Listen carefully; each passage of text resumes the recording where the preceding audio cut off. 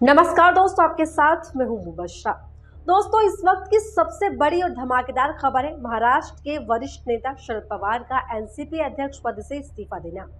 दोस्तों, शरद पवार के इस्तीफे के बाद महाराष्ट्र की राजनीति में क्या नया भूचाल आएगा?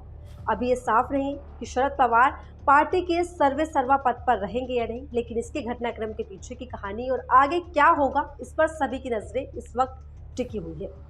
दोस्तों, शरद पवार के इस्तीफे का ऐलान ऐसे समय पर आया है जब महाराष्ट्र में पिछले कई दिनों से ये खबरें सामने आ रही थी कि अजीत पवार बीजेपी में शामिल हो सकते हैं। ऐसे में शरद पवार के इस्तीफे देने के बाद अब सवाल ये है कि राष्ट्रवादी कांग्रेस पार्टी यानी कि एनसीपी का अगला मुखिया कौन होगा। हालांकि कयास लगाए जा रहे हैं कि उनके भतीजे अजीत पवार अगले अध्यक्ष हो सकते हैं, लेकिन इसको लेकर पार्टी की तरफ से कोई भी आधिकारिक तौर पर यानी कि ऑफिशियल अनाउंसमेंट नहीं की गई किसी के नाम को लेकर। हालांकि ये कयास लगाए जा रहे हैं कि इस्तीफा वापस लेने के लिए शरद पवार को मना लिया जाए।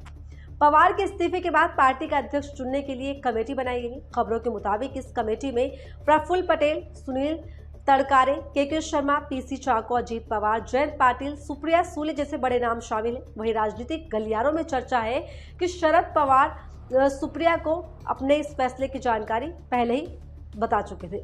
सुप्रिया का बयान 19 अप्रैल को सामने आया था और शरद पवार ने इसके 13वें दिन बाद ही इस्तीफे का ऐलान कर दिया। अब 15 दिन में महज 2 दिन बाकी रह गए हैं, यानी उनकी भविष्यवाणी के मुताबिक आज या कल में दिल्ली में एक और भूचाल आ सकता है।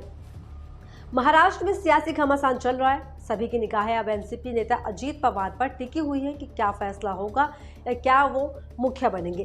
दरअसल महाराष्ट्र में अजीत पवार के बीजेपी से हाथ मिलाने की अटकलें जोरों पर हैं। महाराष्ट्र की राजनीति पर पकड़ रखने वाले बताते हैं कि एनसीपी में के अंदर जो खेमा है उसमें तमाम बातें हैं। एक शरद पवार की बेटी सुप्रिया सुले का खेमा है, तो दूसरी तरफ शरद पवार के भतीजे अजीत पवार का खेमा है।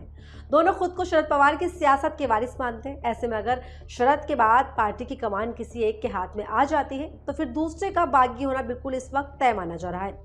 दोस्तों, शरद पवार ने एनसीपी अध्यक्ष पद छोड़ने का ऐलान किया तो मानो महाराष्ट्र से दिल्ली तक की राजनीति में एक बड़ा भूचाल आ गया। इस भूचाल के बाद उठने वाले झटकों में क्या राजनीतिक मायने छिपे हैं, उसके बारे में सब लोग इंतजार कर रहे हैं। क्या मास्टर स्ट्रोक है? क्या अजीत पवार या सुप्रिया सुले में से कोई जिम्मेदारी संभालने के लिए आगे आएगा? क्या 2024 से पहले ये फैसला किसी बहुत बड़ी राजनीतिक बिसात का हिस्सा होगा? क्या शरद पवार के इस फैसले से मोदी और अमित शाह की नींद उड़ने वाली है? तमाम कयास, तमाम बातें, तमाम सवाल उठ रहे हैं इसको लेकर। और क्योंकि इस तरह से माना जा रहा है कि अपने समय के यानी कि 6 दशक के पार्टी के बड़े चाणक्य कहे जाने वाले शरद पवार का इस्तीफा बहुत सारे पीछे अपने मायनों को लेकर चलता है। क्या ये शरद पवार का नया दाव है? क्या शरद पवार जो पार्टी 2 दिन पहले, शरद पवार के 2 दिन पहले इस्तीफे से एक रैली की गई, उस रैली में जो एक मनमोहक दृश्य देखने को मिला है वो वाकई में मोदी और शाह की नींद उड़ाने के लिए काफ़ी होता है। इस पार्टी में बड़े बड़े नेता दिखाई दिए और साथ में कांग्रेस नेता भी वहाँ मौजूद थे, यानी कि एक महाआघाड़ी का जो गठबंधन देखा गया वो अपने आप में कई सारे मायने बनाता है। दोस्तों, आप इस पर क्या सोचते हैं? इस पूरे मुद्दे पर आपकी क्या राय? शरद पवार के इस्तीफे को लेकर आप क्या कहेंगे? कमेंट में जरूर बताएं और ऐसे ही तमाम वीडियोस के लिए बने रहिए मेरे साथ। नमस्कार।